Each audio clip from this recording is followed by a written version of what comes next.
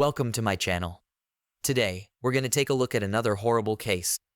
According to psychologists, most often teenagers commit offenses for three reasons: the desire to assert themselves and gain authority among their peers, alcohol addiction, or addiction to illegal drugs. But most importantly, a sense of impunity.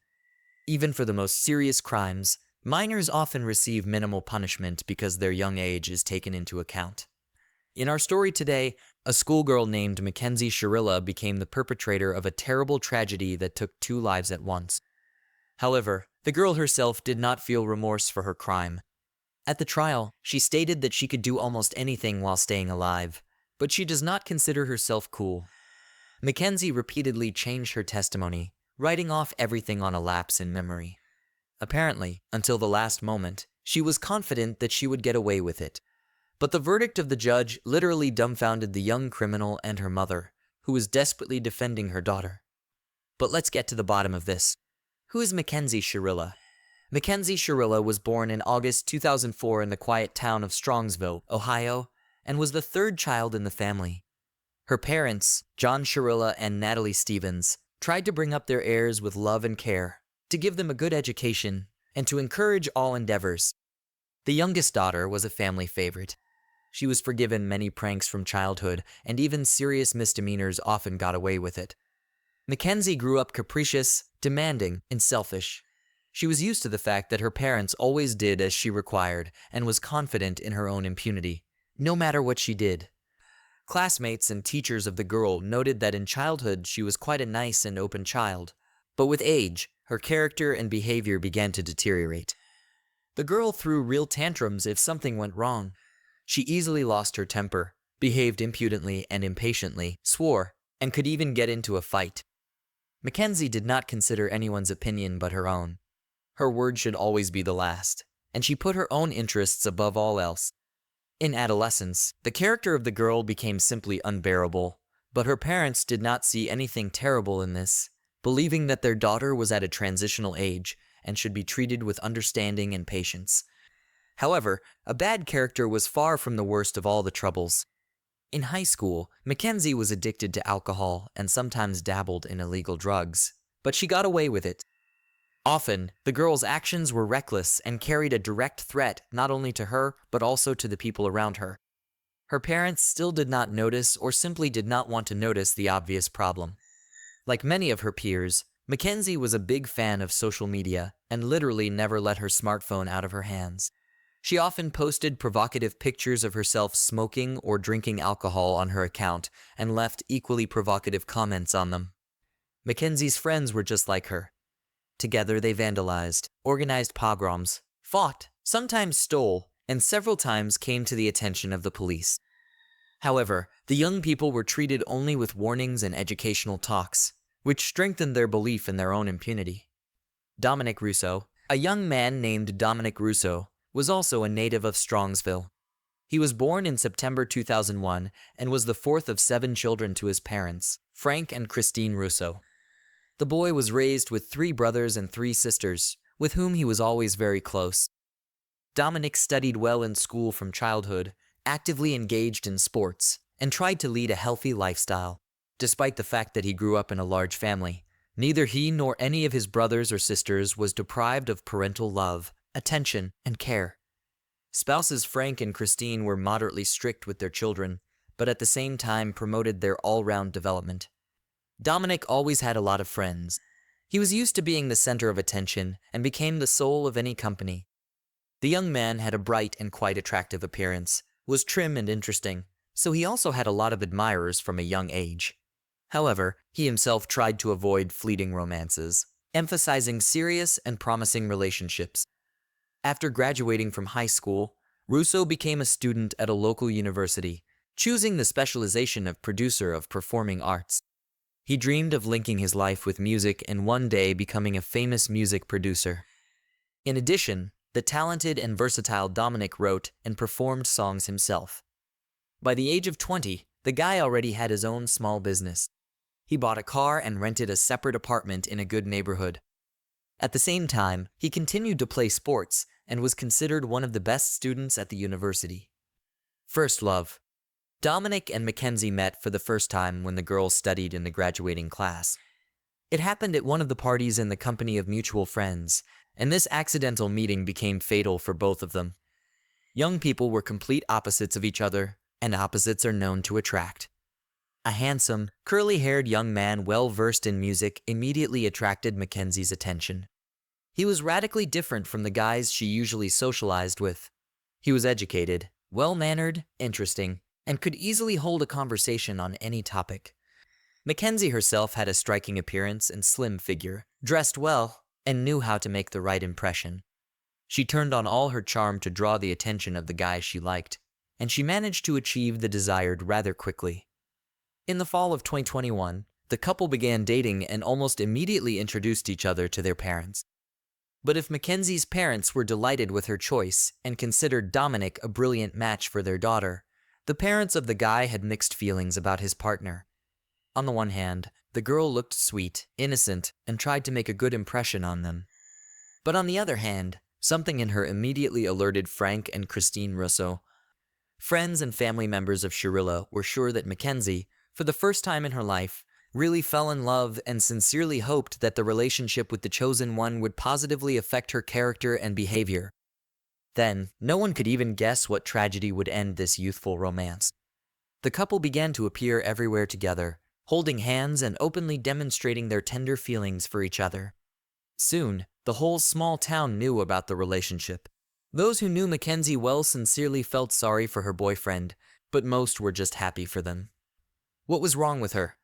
Soon, Dominic began to notice oddities in his girlfriend's behavior, her defiant antics, and her desire to make everyone around her do only what she wanted. At first, he did not focus too much attention on it, writing off everything to her young age and desire to attract attention. The young people made plans for their future together, and even planned to get married as soon as Mackenzie turned 18. They also planned to leave their native provincial town and together go to conquer a major metropolis, ideally New York. There, before Dominic, would open a lot of opportunities to build a brilliant career in the music industry and fully reveal his talent. But as time went on, Mackenzie's behavior became more and more alarming and sometimes even frightened the guy. She demanded from her boyfriend that he did only what she wanted, and if he did not agree with her in something, she made a scandal, threw tantrums, and behaved like a little capricious child.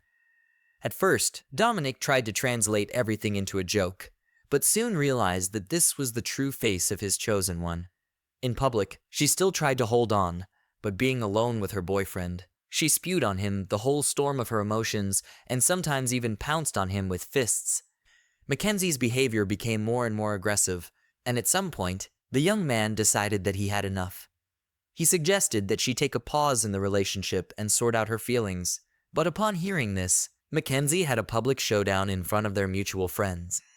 She screamed, threatened Dominic that she would kill him if he left her, threatened to burn down his house and wreck his car. But by doing so, she only made him more confident that he was doing the right thing by ending this toxic and unrewarding relationship. Obsessive stalking. Mackenzie had no intention of letting her boyfriend go. At first, she acted as if nothing had happened. She continued to call him, called him to various parties and other events, as well as exhibited on social networks their joint photos, accompanying them with posts with declarations of love. When Dominic firmly told her that everything was over between them, she literally went mad with anger and rage. Mackenzie went to his house almost daily and shouted all sorts of nasty things, insults and threats under his windows. She called him from different numbers, left messages on his answering machine, wrote on social media, and emailed him. Mackenzie then swore in love and offered to try to start all over again. Then, again, began to insult and threaten. Russo was confused.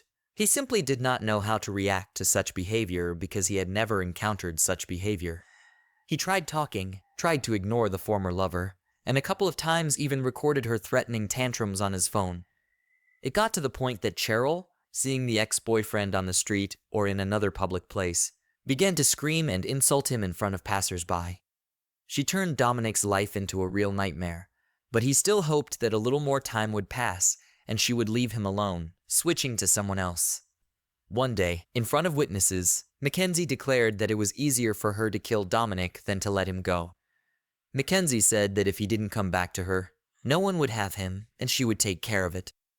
The young man did not take these words seriously, although those around him realized that Mackenzie was not joking. Among the most frequent threats from the mouth of the schoolgirl were promises to hit and run over the guy with a car, as well as to put him in the car and drive off a cliff or stop on the railroad in front of a train rushing at them. Each option sounded terrifying, and each of them, Mackenzie described in detail as if she had planned it all out long ago and was just waiting for the right moment. An unexpected reconciliation came when Mackenzie realized that threats and insults would not help her to get Dominic back, but only distanced him. She decided to change her tactics. Mackenzie became sweet and charming again, stopped pressuring and harassing her ex-boyfriend, and instead tried her best to pretend that she realized her mistakes and wanted to change for the better. She talked about the upcoming enrollment, asked to help her choose a university, and also claimed that she had gotten smart and, most of all, was now concerned about the final exams. Such changes pleasantly surprised Dominic. He, in spite of everything, still had tender feelings for the former girlfriend and decided, out of kindness, to help her with university enrollment. Therefore, they again began to see each other and communicate. Gradually, the couple became close again. Dominic began to invite Mackenzie on dates, so sought to spend all his free time with her and believed that she had changed, matured, became more serious and responsible. He did not notice how he fell in love with her again, and all the former offenses remained somewhere in the past. However, this time, the young people were in no hurry to announce to all friends and acquaintances about their reunion. Their meetings were more like secret dates where they just enjoyed each other's company, avoiding the close attention of others. When Dominic's own brother, Angelo, learned about what was happening, he suggested that nothing good would come of it. But the young man in love did not heed his words. A devious plan while Dominic naively rejoiced at being reunited with his girlfriend and the changes he thought had happened to her. Mackenzie herself hatched a terrifying plan of reprisal against the young man. She was so fascinated by the idea of a car and a spectacular car crash that she began to work out this scenario in detail in her free time. She spent hours driving around the city, choosing a place suitable for the realization of her plan. However, there were no high and steep cliffs nearby, and going out on the tracks while waiting for a train seemed to her an unreliable idea. One day, Cheryl drove into a nearby industrial area, a fairly secluded place with no cameras on the way and very few cars in the area. The schoolgirl's attention was drawn to a huge brick wall, and her sick imagination immediately conjured up a new, no less horrible plan. She decided that if she accelerated to the maximum possible speed and crashed into the wall, it would be no less spectacular than falling off a cliff into an abyss. Should be noted that initially Mackenzie planned to die together with her lover so that their story was retold by all the inhabitants of the city. She even told her best friend about it. But her friends simply did not believe in the seriousness of her intentions because Mackenzie had visited such delusional ideas before. But everything was limited to empty conversations, a terrible realization of the plan, and an accidental victim. At the end of July 2022, just a week before her coming of age, Mackenzie suggested to Dominic that they go to an upcoming party hosted by their mutual friends. It would be a good opportunity to have fun, to unwind, and to let everyone know that they were back together and loved each other dearly. The young man readily agreed. He still didn't feel threatened by Mackenzie and believed in the sincerity of her feelings and intentions. The event was scheduled for Saturday, July 30th. Dominic and Mackenzie appeared in the middle of the party holding hands, which immediately attracted the attention of those present. They looked happy, smiled, and openly showed affectionate feelings for each other. Friends were sincerely pleased with their reunion and noted that they are a very beautiful and harmonious couple. All evening and all night, the young people had fun, willingly photographed, and without shyness kissed in front of everyone. But no one even guessed what a terrible tragedy would end this party. The couple drank a little, however, like everyone else at the event, but Mackenzie secretly from everyone took a dose of illegal drugs, so to speak, for courage, so as not to change his mind, and at the last moment did not hit the brakes. In the morning, Russo and Cheryl said goodbye to everyone and headed for the car. But then a friend of the guy, Dave and Flanagan, followed them and asked them to give him a ride home. Mackenzie tried to object, saying they had plans of their own, but Dominic saw no problem with giving his friend a ride. Not wanting to fight, arouse suspicion, or change plans, Mackenzie agreed, signing Dave's death warrant. Despite her lover's objections, Mackenzie got behind the wheel of the car. Her boyfriend sat next to her in the passenger seat, and her friend sat behind him. The car started and slowly pulled away from the party venue, heading out on its most recent trip on the main street. Mackenzie drove quietly, keeping to the speed limit and trying not to draw attention to herself. At a stoplight, she stopped, though the road was empty. Mackenzie once again considered her plan while her passengers dozed off. She later claimed that she wanted to die in the accident, but the perpetrator was obviously lying because she had fastened her seat belt during the last stop, while her passengers remained unbuckled. When the light turned green, she drove off quickly, picking up speed, and then took a sharp turn onto a poorly lit secondary road leading into an industrial area. Obviously, the guys didn't immediately realize what was going on, if at all. It was as if the devil himself had possessed the driver. The car accelerated to top speed, but Mackenzie continued to press hard on the gas pedal, steering the car into a blank brick wall. A bystander and a miraculous rescue. There wasn't a soul in the industrial area early Sunday morning, so no one saw the accident or rushed to help. Only one woman who lived on the outskirts, not far from the scene of the accident, heard the bang and was not too lazy to go outside to see what was the matter. She saw smoke, and when she got closer, she realized that there had been a car crash, after which she ran back inside to call emergency services. Medics arrived at the scene about half an hour after the accident, but the two guys in the car could not be helped. They died on the spot. The girl behind the wheel was alive. She was saved by her seat belt and airbags. Mackenzie was unconscious, and her legs were trapped in the mangled car, but she was breathing, and her pulse was clearly palpable, giving hope that she would survive. She opened her eyes several times during the process of being released from the car, but was obviously unaware of what was going on around her. Mackenzie was immediately sent to the hospital, where she was diagnosed with a number of fractures and internal organ damage.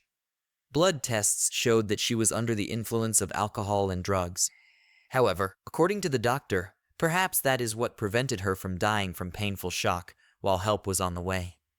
Investigation leads and confession.